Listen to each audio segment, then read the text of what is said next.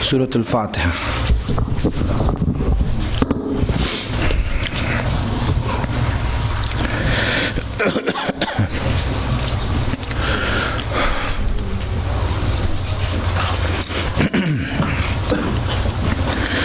Hasbunallahu ni'mal wakil,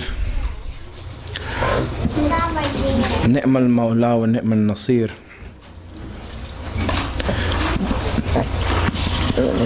أعوذ بالله من الشيطان اللعين الرجيم. بسم الله الرحمن الرحيم. الحمد لله رب العالمين، والصلاة والسلام على أشرف الأنبياء والمرسلين سيدنا ومولانا أبي القاسم محمد. اللهم صل على محمد وآل محمد وعلى آله الطيبين الطاهرين المعصومين. Imam Hussein alayhi salam, in declaring his reason and purpose and strategy for his movement, had said, Asiro besirate jaddi wa abi, that I want to practice and I want to make this movement, and the nucleus of this movement will be the sirat of my grandfather. And in saying and making this statement, Imam Hussein brought everyone's focus on the sirat of the Prophet. Everyone, when they heard this, obviously their minds came to the sirat of the Prophet. And when we look at this statement and his reference to the sirat of my grandfather, what we understand from it, what we get out of it, is not that this is a revolt or an upheaval or an uprising. In fact, what we get out of it is that I am leaving Medina, I am going out and I am standing up, but my standing up is not harsh. It is actually very compassionate. It's actually very gentle. Actually very kind and considerate, loving.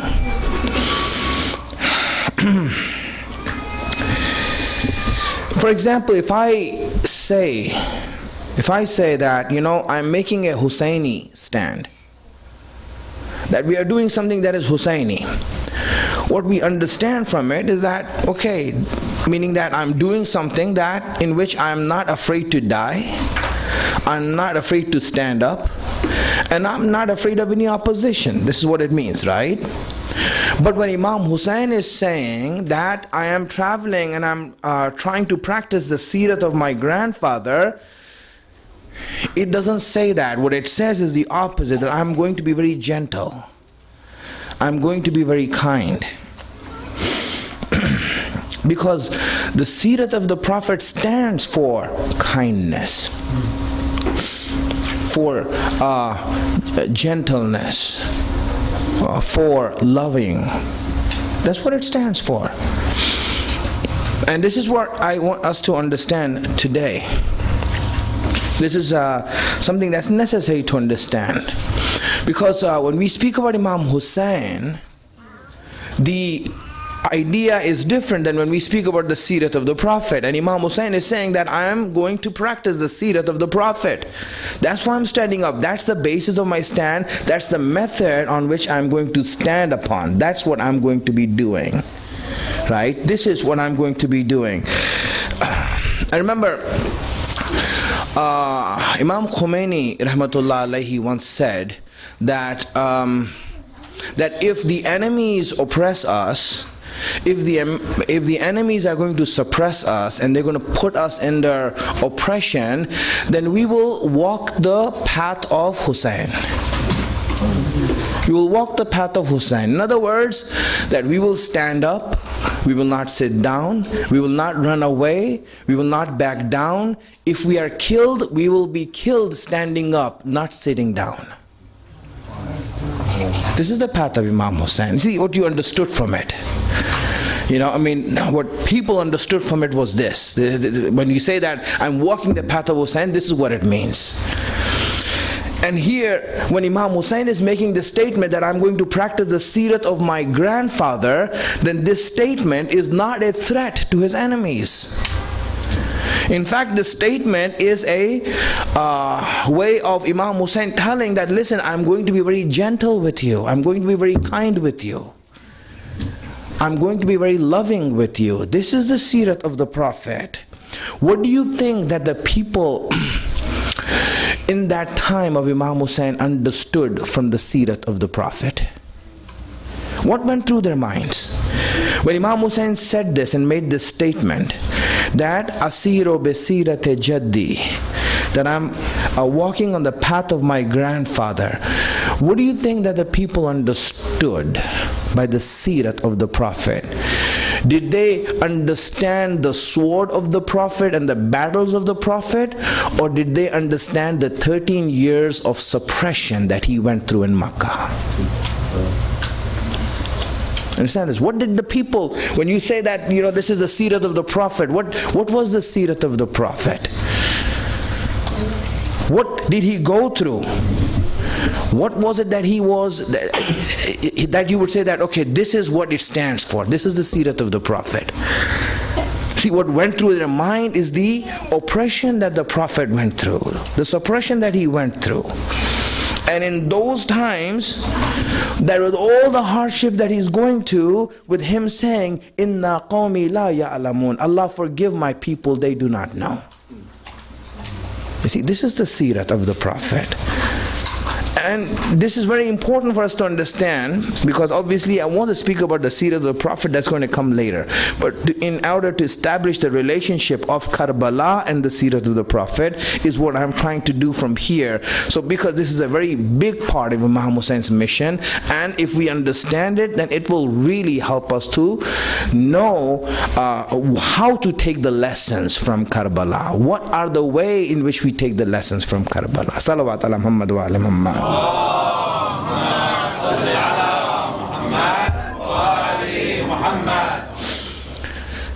The statement of Imam Hussein is telling the people that do not be afraid of my stand. I am not standing up to cause fitna. I am not standing up to hurt anyone or to cause harm to anyone.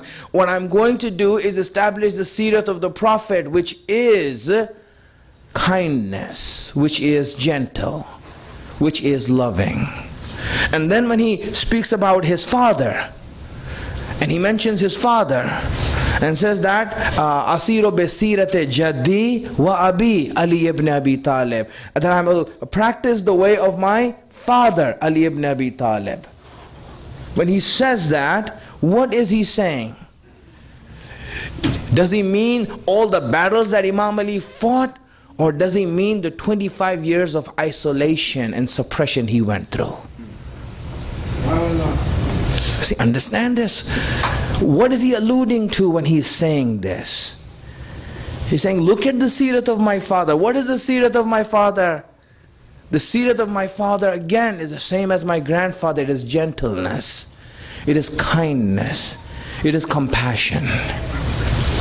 See, this is what we understood from the seerat of the Prophet. Yes, there is a fear that batil and falsehood has of haqq.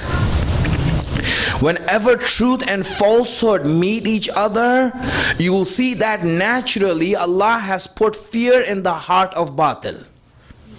They put fear in the heart of batil. That's naturally the case. Even though the batil might be big, but if the haqq, if the truth sneezes, the batil will be worried. There's something behind this. Right? There'll be something behind this. Right? Why? There's that fear, that aura, that robe that Allah mentions in the Quran, the robe that haqq has, and ahle haqq and the people of the truth have from those people of the batil. Batil are afraid of them. You see, so when Imam Hussein stood up, yes, Yazid was afraid. There was a fear in Yazid's heart. But that fear that Yazid had was different than the fear that the low-life scumbags of Kufa had when Ibn Ziyad frightened them with the imaginary army that was coming. Remember Ibn Ziyad, when he was in the palace of Kufa, he was there and everyone was around the palace. He said, listen, there's an army coming. Yazid is sending an army, and that army, when it comes here, then the revenge of that army, and you will be cut to pieces, and this and that. So the people became afraid of this imaginary, it's not even here, and it never came. But there was so much fear that Ibn Ziyad put of an imaginary army in the people of Kufa that they ran to their homes, hid in their homes, and they came out from the back door to kill Imam Hussein. The same people who were standing against Ibn Ziyad, this one imaginary army that was there, that Ibn Ziyad spoke of. He said, this army is coming, this fear. You see, this is a different fear. Imam Hussein, what fear did Imam Hussein put in the hearts of people? Did Imam Hussein frighten people? You see, again, understand the movement of Imam Hussein, how he's laying out his plan and strategy. Salawat ala Muhammad wa ali Muhammad.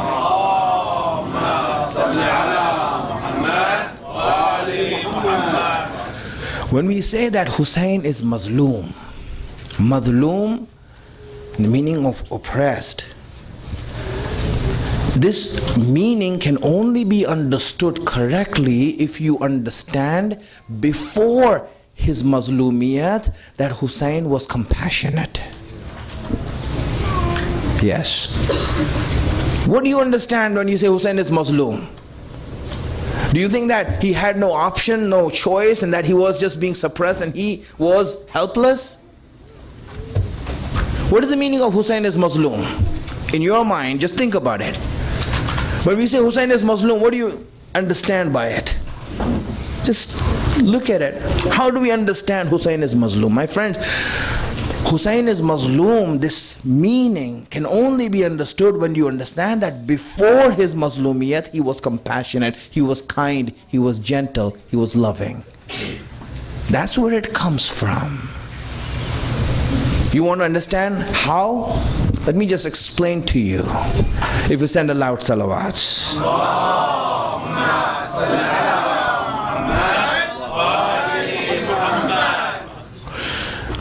How easy was it for people to come and surround the house of Imam Ali and tie ropes around his neck and drag him in Medina? How easy was it? You know, Imam Ali is the same Imam Ali who broke the door of Khaybar, who was a champion of all the Islamic wars, who was the bravest of all the soldiers that Islam has put forward, who had no fear of anyone, and he was known as a fighter. And if you know someone's like that, would you dare go to his house and do something like that to him? You see? Now, if you see someone who is like, weak, he can't fight, then you go to him and slap him around, tie him up, drag him. But this is a champion of all champions. He has beaten all the Arab champions and all the Arab warriors. Single-handedly he has destroyed armies, and now you dare to go to his house, tie him up and drag him with such ease. Why is this so easy for them? My friends, I understand this. Why is it so easy for them? If they looked at the biceps of Ali, they would never dare to go near him. But they know that he doesn't live by his biceps, he lives by his iman. This is what they know. They look at his size and stature. They don't look at that. They know that he doesn't live by his strength of physical strength. He lives by the faith that he has in Allah. This is what he lives by, and that's why it was so easy for them to go to Ali's house. It was like drinking water for them, nothing. They went there because they were certain in the goodness of Ali. They were certain that Ali is kind and gentle. They are certain that Ali lives by his faith. He lives by his principles. They were certain of that. That's why they went there. This is why it was easy for them to come to Imam Hussein also and surround his tents. Same people. Salawat ala Muhammad wa ali Muhammad. Allahumma salli ala Muhammad wa ali Muhammad. You know, they knew that Rasulullah had advised Imam Ali that Ali, when you see people rise up against you, do not rise up against them. Do not do anything against them unless you have helpers. And then as long as Ali doesn't have helpers, he would not do anything. He would not shed the blood of Muslims. He would not do anything wrong to anyone. They knew that. They were certain of that. This Ali, who's Ali? Ali, they knew that in the middle of the masjid, as he's tied in ropes and his neck is being tied in ropes, Imam Ali is looking at his wife Fatima, and Fatima is ready to curse these people and asking Fatima, do not curse these people. Do not curse these people. You see, this is Ali's Sirat. When you say Sirat of Ali, this is what it stands for, and everyone knew that.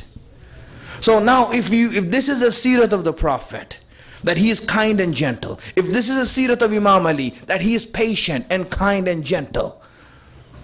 And Imam Hussein is making this statement at the beginning of his movement, that my movement is based on the Sirat of my grandfather and my father. In other words, I am going to be gentle with you. I will be kind with you. I will be loving with you. I will be compassionate with you. This is how I'm going to be with you. Now, if you were there as Imam Hussein's advisor, what would you advise him? What would you advise him? Hussein, you're giving a green light to your enemies to take you easy. Hussein, what are you doing with this advice? I mean, yes, we know that, but don't say it openly. The Sirat of your father and grandfather is all good, but listen, you're trying to go out there and you're trying to do something big, you know. If you say something like this, that you will be gentle and kind with them, no one's going to take you seriously. Right? What advice would you give? That you would ask Imam Hussein to change his way? To change his akhlaq? Right? To change his behavior? To change his deen? Understand this, my friends. What is the rising of Hussein? What is the movement of Hussein? How do we understand it from the Sirat of the Prophet? Some unknowing people that we have, and we have many of those, you know, who don't have enough knowledge to speak, but yet they speak. Who don't want to learn, but they do want to teach. Right? Who don't want to take advice, but they are ready to give advice to others.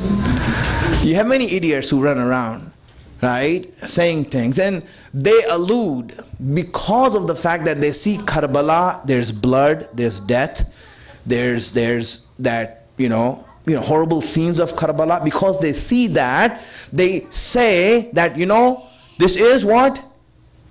This is something that is stern. Imam Hussein, he was stern, he was harsh, and he was strong, and he showed his hostility and violence in Karbala. This is what he showed. If Imam Hussein wanted to be violent, if Imam Hussein wanted to start hostility, why would he bring his children along? Why would he bring his children along with him? Women and children are coming along with him. Imam Hussein, he brought his women and children along. It's showing that it's as if he's not going to war, he's going for truce. It's as if he was going to a wedding invitation. Can you imagine this? When you take your women and children along with you, like, where are you going? Oh, Imam Hussein is going for war. Imam Hussein is not going for war. If you go for war, you take along soldiers with you. You take along fighters with you. You don't take along your women and children with you.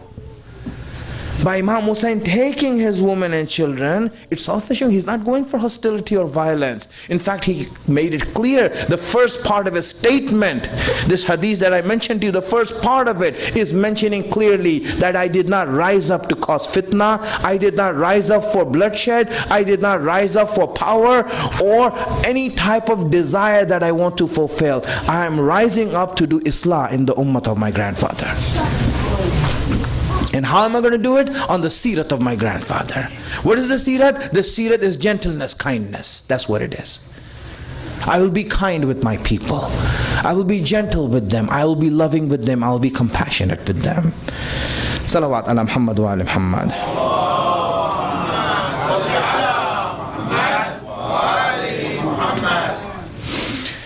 Hussein wanted everyone to know that this is not an upheaval. This is not a revolt. He's not rising up, so that he can make this fitna and cause discord amongst Muslims. He wanted everyone to know that by saying this. Some people, in order to defend Yazid, and there are those people who defend Yazid, right, and they still, I like refer to him as radiyallahu anhu, lanatullah alayhi wa alayhim ajma'in. Right? May Allah send lanat on both him and those who refer to him as radiyallahu anhu. Right?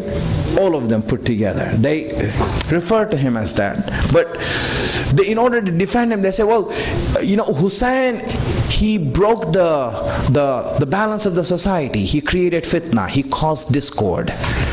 And so obviously Yazid, had to fight him.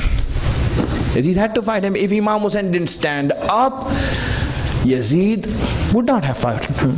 He wouldn't have gone to war with him. Because Imam Hussein stood up, that's why Yazid had to do what he had to do. This is what they say. Again, the same thing, my friends. If what Imam Hussein did was fitna, then what the Prophet did was also fitna. When he says that, when you look at the seerah of the Prophet, when he stood up, was that fitna? When he was being banned to the Shebe Abi Talib with his people, was that fitna? Was that discord that he caused? Imam Hussein saying, I'm doing the seerat of my grandfather. In that seerat, he went there and they went hungry. They were banned from even getting food. Can you imagine that? They were banned from getting food. And one by one they started dying because of the lack of food, because of hunger. Khadija also died there. Khadija died there. So many people died there. But every time Rasulullah was being beaten up, he would say Allah. Every time he was being hurt, he would say La ilaha illallah. Can you imagine this, my friends? Understand this? The Orientalists, when they look at it, when they look at the Prophet, they only count the battles he's been in. They don't count the heartaches and the pain that he went through.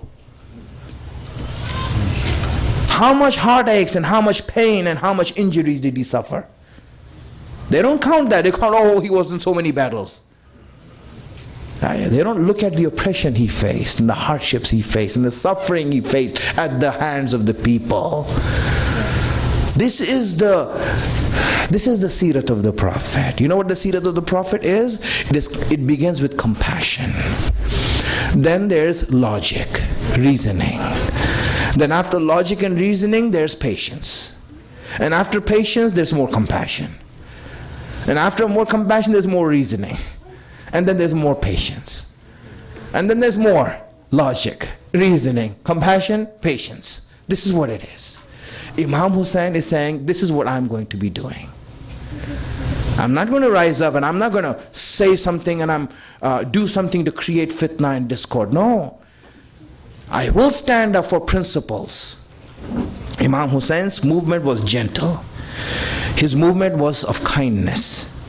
When you look at him, you saw someone who was gentle, someone who was kind and considerate going for war. This is what you saw in Karbala. Let me give you an example. In Karbala, you saw Shimr. He came in the morning of Ashura to study the tents of Hussein. That was the usual habit. He came there to study the tents of Hussein to see, what's going on. How's his army organized? I mean, how is he going to fight us? You get ideas. Shimr came around there scouting. One of the companions of Hussein by the name of Burair, when Imam Hussein asked him, who's around here? He says, this is Shimr. He's a dirty guy. He's a very dirty guy. He said, my Imam, tell me, if you allow me, I will shoot him. He was a good archer, and he said that, just give me a chance and I will shoot him and I will kill him right here. This is our chance to get rid of him. You don't know what problems he's going to cause us. This guy is a sly, cunning guy. Let's get rid of him right now. We have the chance. He's in my range. Let me shoot him. Imam Hussein says, we don't start the battle. But Hussein, what is wrong with you? This guy is going to cause problems for you. Don't you understand that? Hussein said, no, principles. The seerat of my grandfather, principles of Islam. And then what happened? It was Shimr who was on the chest of Imam Hussein at the end. He killed him. Understand that? But you know what? Sticking to the principles. This is my stand. I'm not here to cause fitna. I'm not here to create a battle. No, fitna, this is where I stand. How long? For how long will you follow the seerat of the Prophet? Until it hurts you, until it harms you, until it destroys you and kills you? Yes. Until it takes me. Until when? There has to be a limit. What is that limit? It's not limitless. Where is that limit? Where does this seerat stop? Where does this compassion stop? It's not that Imam Hussein took this compassion all the way and that's it. He's going to be dragged through mud because of this. No. There was a place where it stopped, and I want you to understand that also. Where does this compassion stop?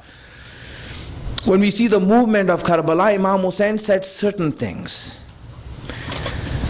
At first he was like, Yazid shouldn't be the leader of the Muslims. I will not obey Yazid. I will not do these things. But where does it stop?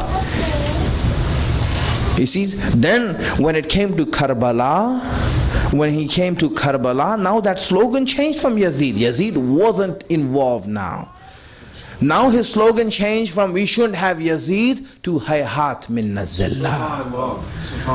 Hayhat minna zillah. We will not be humiliated. We will not be disgraced. We will not degrade ourselves. My friends, the limit of compassion is zillat. How far can you go in this seerat of the Prophet in compassion? Until you have to face zillat. Until the boundary of zillat comes. That's when now things change. Now you have to say hayhat minna zillah. Now who's going to define what is zillat for us? Many times we have an issue, okay, what is zillat? Right? When do we become zalil? We define it for ourselves and we face problems because of that. Instead of us defining it, let the Imam define it. Let the Imam define when is zillat applicable to you? When is being humiliated applicable to you? This demeaning. When do you stop that? When does it happen? You see, this is where we need to understand, my friends. Let me give you an example so you understand how this zillat is defined. If you send a loud salawats. Allahumma salli ala Muhammad wa ali Muhammad. Imam Hassan, in his treaty with Muawiyah, had one point that he wrote down in the treaty, and that point was that you are the Khalifa of the Muslims, but you are not my Khalifa. You can rule over these people, but you are not my ruler. I will not take orders from you. I will not take orders from you. He made that clear. You see, when people are ignorant and they don't understand the definition of zillat, they don't know when zalil becomes that. That's why many people, many Shias came to Imam Hassan and said, Ya mudhill al-mu'mineen, oh, you who have made the mu'mineen zalil and humiliated.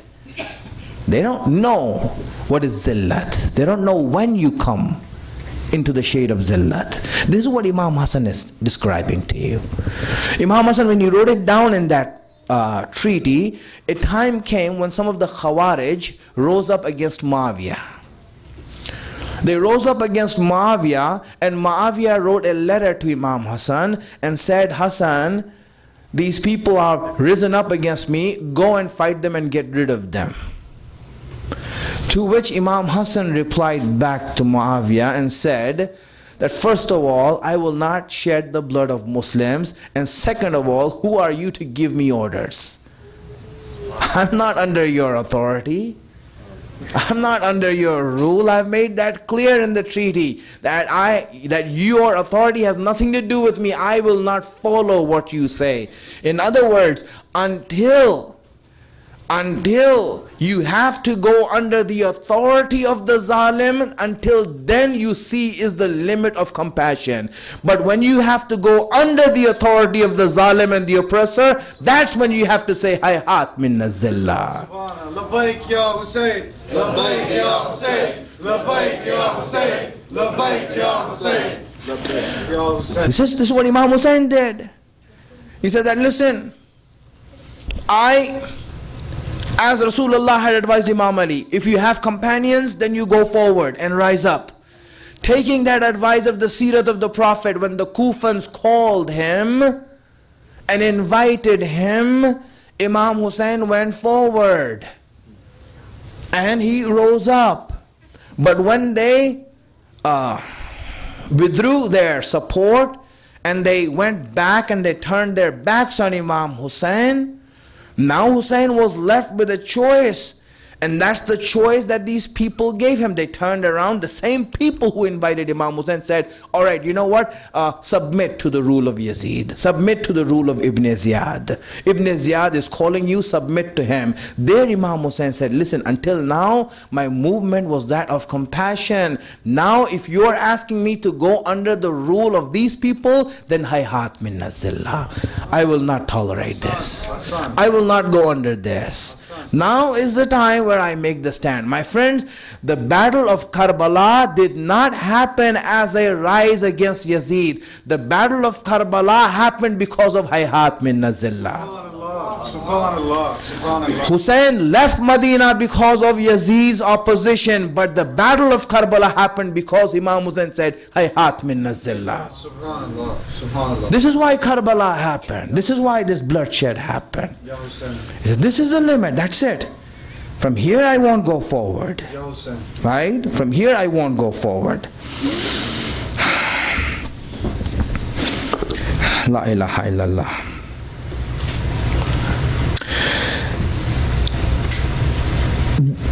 If you ask those people, those cowards, who always ran away from every battle, but came to tie the ropes around Imam Ali and drag him. These are the same cowards who came, and you knew, these lowlifes and scumbags, who came and surrounded Imam Hussein.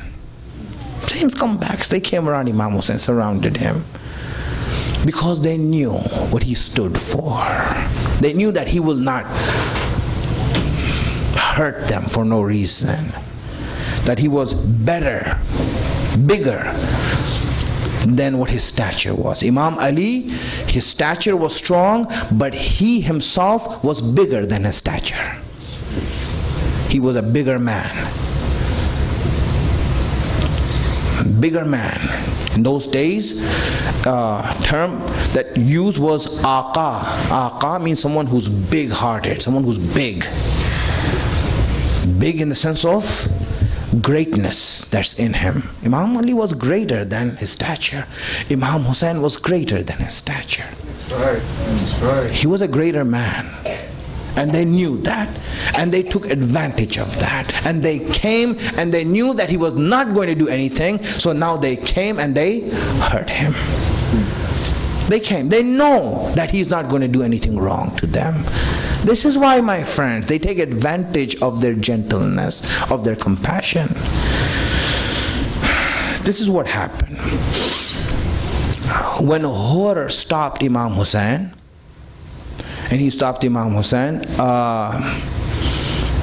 Imam Hussein, he asked Hur, why are you stopping me? He says, let me go. Hur said, I can't let you go. He said, let me go back to Medina. He said, I can't let you go back to Medina. He said, let me go to Kufa. He said, I can't let you meet the people of Kufa. He said, what do you intend? He says, I will stop you. I will become an obstacle for you until I get more orders. Until I get orders from above. You know, Imam Hussein became angry. Imam Hussein became angry. Can you imagine that? Imam Hussein becoming angry? My friends, Imam Hussein became angry. You know what that means? That this Imam, who's the nucleus of his movement is the Seerat of the Prophet, kindness, gentleness, patience, and compassion to the people, has finally become angry at something. He's not angry at those people who are low lives and scumbags. You know, when Hur said this, he's angry at Hur. You know, he's angry at Hur. He said, Hur, why are you doing this to me? Why are you doing this?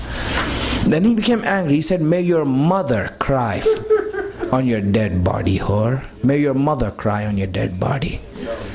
This is it. I mean, for Imam Hussein to say that, you have to understand the grievousness of this situation. The travesty of this situation. For Imam Hussein to say that. For Imam Hussein to lose his composure and to say that to Hur. Maybe for someone else he wouldn't have said it. Sometimes you get angry because you expect some people to understand things more than others. Hur, I expect you to understand better. I have more expectations from you. Yes. Shimran, Umar ibn Sadi, there's no expectations from them. But Hur, there's expectations from you. So when you do something like that and when you take advantage of my compassion and gentleness, this is not right. You see why Imam Hussein is getting angry at Hur.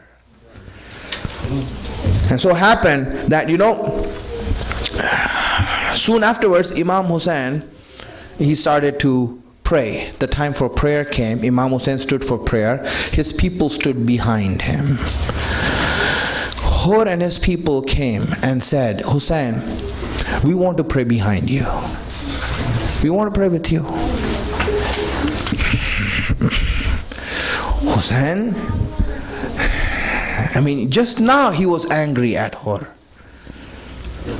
Just now he's angry at Hur. But let me ask Hur, don't you think it's dangerous for you to pray behind Hussein, knowing that Hussein is angry at you? Maybe he might do something to you while you're praying.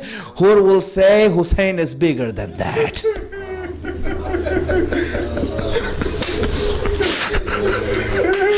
Hussein is bigger than that. He's greater than that to expect something low like this from him. You understand what Imam Hussein is all about. When Imam Hussein mentioned this, when he mentioned that he's going to practice the seerat of the Prophet and Imam Ali, he's mentioning that I will be surrounded by scumbags and low lives. I will be surrounded by cowards and mean people, mean-spirited people who will come around me and they will force me to submit to what they have to say, what they want me to do. So Hussein, what will you do when they come to stop you? You know what Hussein did? What will Hussein do? You know what Hussein did? Hussein, he came to Zainab and said, Zainab, come. You come with me with your children. Rabab, come with me with your children. Layla, come with me with your children. Imam Hussein brought so many children in his caravan that he left no one any excuse to stop him or to siege him. Hussein, with all these children, what are you doing? Hussein, with all these young ones, what are you doing? With all these infants, what are you doing? Hussein saying, I'm going to not let them have any excuse to stop me. My friends, when Hussein was stopped, this was the first tragedy of Karbala.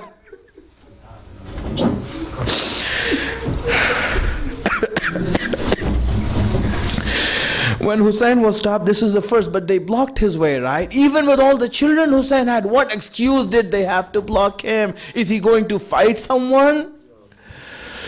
My friends, what will happen on Ashura is far away. What happened on the 2nd of Muharram is something that a mu'min will start crying for. This tragedy that happened on the 2nd of Muharram is something that we need to cry for. Hussein is blocked. His path is blocked. You know what that means? No. Let me give you something so that you know what this means, what I'm telling you, so you understand this. You know, if you are invited to a party, to a gathering, to a wedding, something, you're invited, and you take your women and children with you, and when you get to the door, they stop you at the door and said, who invited you to come here? Who invited you to come here? No one invited you. Tell me, how would you feel? Tell me, how would you feel? Wouldn't you feel humiliated? Wouldn't you feel demeaning? That you were invited and now they stop you at the door and they're saying you're not invited to come here. My friend, Imam Hussein's first tragedy, that when he came to Karbala, when he came to Kufa, he was blocked. And they were saying, you're not invited here.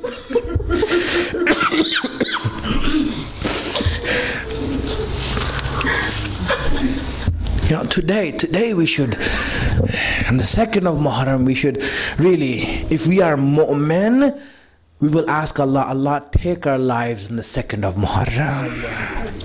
Take my life right now, Allah. Take my, if I'm a mu'min, if I have ghairat, if I have any honor in me, I would say, Allah, take my life. I don't want to wait that long to see Imam Hussein in that situation on Ashura. I don't want to see it. I don't want to wait till then. My friends, crying for Imam Hussein on Ashura is not an achievement. Anyone's heart would melt when they see the neck of Ali Asghar. Anyone's heart would melt if they see the neck of Ali Asghar. But to know that today Hussein's path has been blocked and that these low lives have surrounded Hussein, this is where we need to start crying. We need to ask Imam Zaman, if you want to take our life, take it today, Imam Zaman. I don't want to wait till Ashura to see what happens to Hussein.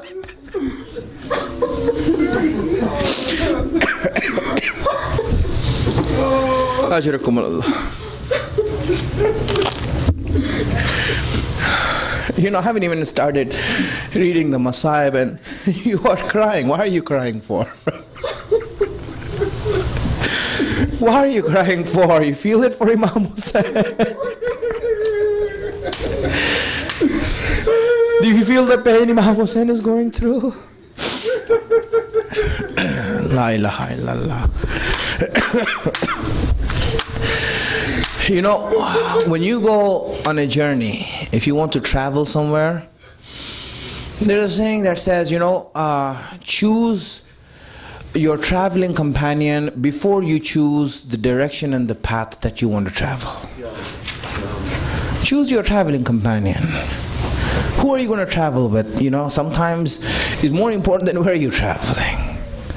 Sometimes when you look at the traveling companion that you have, you know, your journey becomes very easy. The hardships and the sufferings of the journey become very easy when you have a good person that you're traveling with.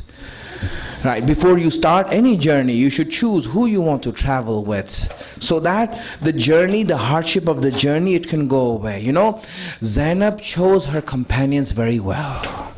Zainab chose some traveling companions that if she had gone to the other side of the world, she would not get tired of her journey. You know Zainab's companion who they were? When she used to get off the camel, Abul Fazl al-Abbas used to hold her hand and said, "Give me your hand." When Zainab used to need anything, Ali Akbar would come there and said, "Heart, let me do this. I'm here for you. Why are you bothering?" Zainab, look at the companions. What beautiful companions do you have? What beautiful traveling companions you have, that whenever anyone is in need, you see people like Ali Akbar coming forward, like Qasim coming forward, like Abul Fazl al-Abbas coming forward. They will come forward and help. They would come forward and be there. Tell me, how would you like Abul Fazl al-Abbas to be your traveling companion? How would you feel if Abbas is traveling with you? Would you get tired of that journey? Would you get tired of that journey? Would you feel sad in that journey if Ali Akbar is traveling with you? You know, when you have small children, journey is difficult. When you have small infants, journey is difficult. But Rabab doesn't feel the pain of the journey. Every time she holds up Ali Asghar, Ali Akbar is there. Aunt, let me hold him. Mother, let me hold him. I will take care of him. And she gives him over to Ali Akbar. Ali Akbar cuddles him and says, "I will take care of him."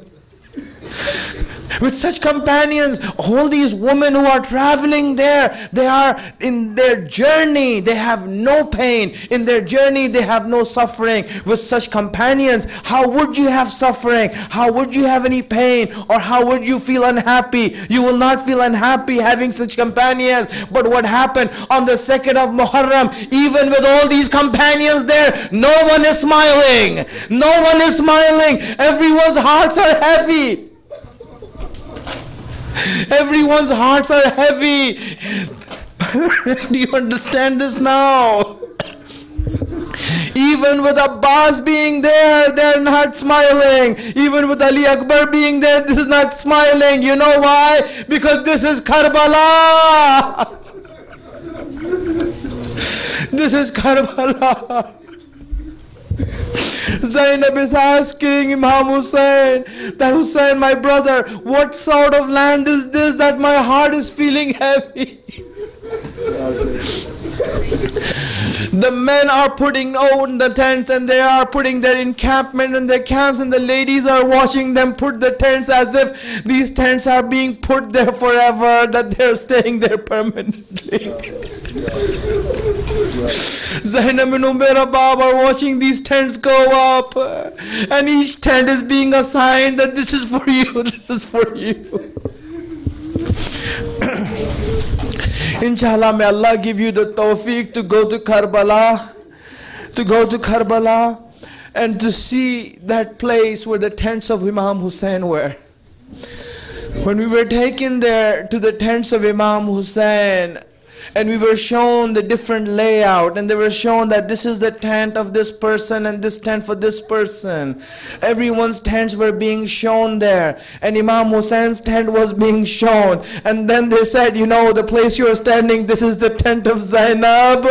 Then you know what happened? Our hearts started to flutter, feeling the pain of Zainab on the 2nd of Muharram, when she saw these tents being put up, and that heart and that pain that she had in her heart, and that heaviness she felt in her heart, you could feel it there. And when you felt it there, then you cried for Zainab and said, Zainab, you felt that pain in Karbala when you came there. But now when you see that when Zainab was given the charge of these tents, and now that Zainab had to pack these tents, and she had to pack these tents, you know how she going to do it? Abbas is not there, Ali Akbar is not there, Zainab has to pack these tents. So now you know what happened. They came to help her. They came to help her and said, Zainab, move away. We will help you pack the tent. We will burn them for you.